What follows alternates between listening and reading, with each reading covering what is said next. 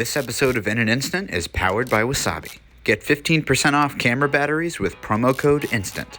In this episode of In an Instant, we're taking a look at a featherweight rectangle with a lens that goes goofy in Lomography's LomoApparat, a 35mm point-and-shoot camera with a 21mm wide-angle lens, bringing a critically needed new camera to the market for us to take zany photos with, maybe even at your own wedding.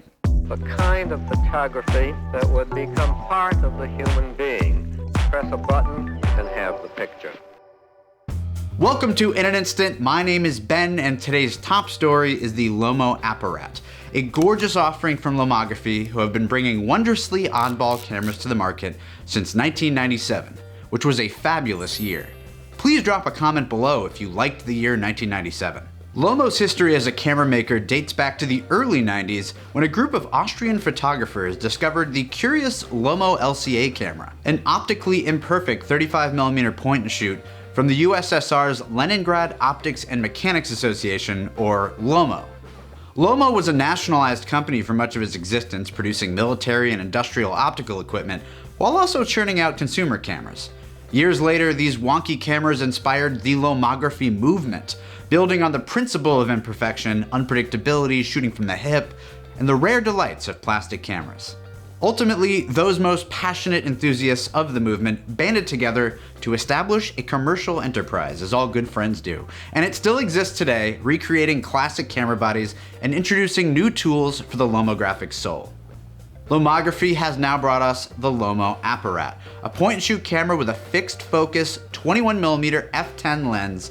Like many other Lomo cameras, the shutter speed is also fixed at 1/100th of a second. It's a wide-angle take-anywhere kind of camera that I have fallen in love with over many months. When I first tested the camera, I was actually headed off to my own bachelor party.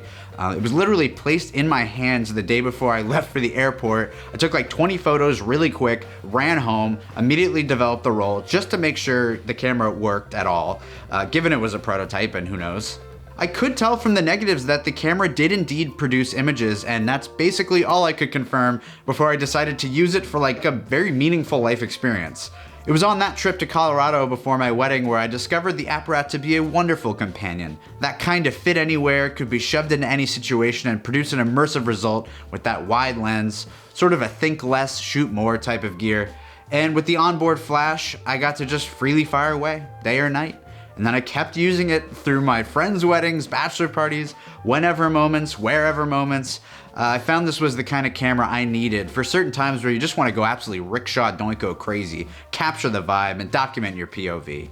This camera is, without a doubt, wide for business.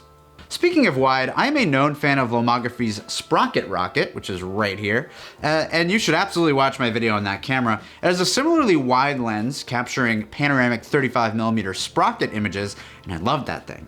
And I would often think, with some small changes, Lomo could theoretically produce a more normal wide camera, and I'd love to keep that thing on me all the time. And goodness me, by the grace of all that is Lomographic, they actually made it, and it's actually great. The fact that the settings are completely fixed means the camera isn't thinking when you take a picture. It isn't making any exposure readings or autofocusing the lens.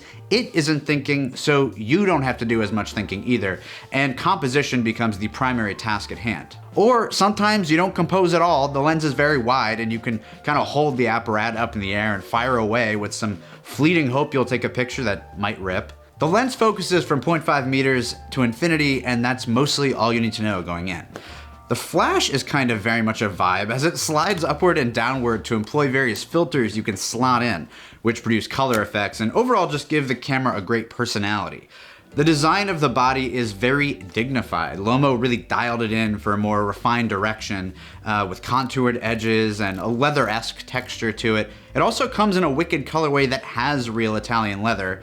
The lens hood is very reminiscent of those found on Leicas and other high-end rangefinder cameras. Lomography has developed some great attachments that slide directly onto the lens hood, including a splitzer, a close-up lens, which reduces the minimum focusing distance to 0.2 meters, extremely fun for portraits, and also a kaleidoscope lens, which is absolutely out of its mind, playing games with reality, making me go dummy-dum-dum.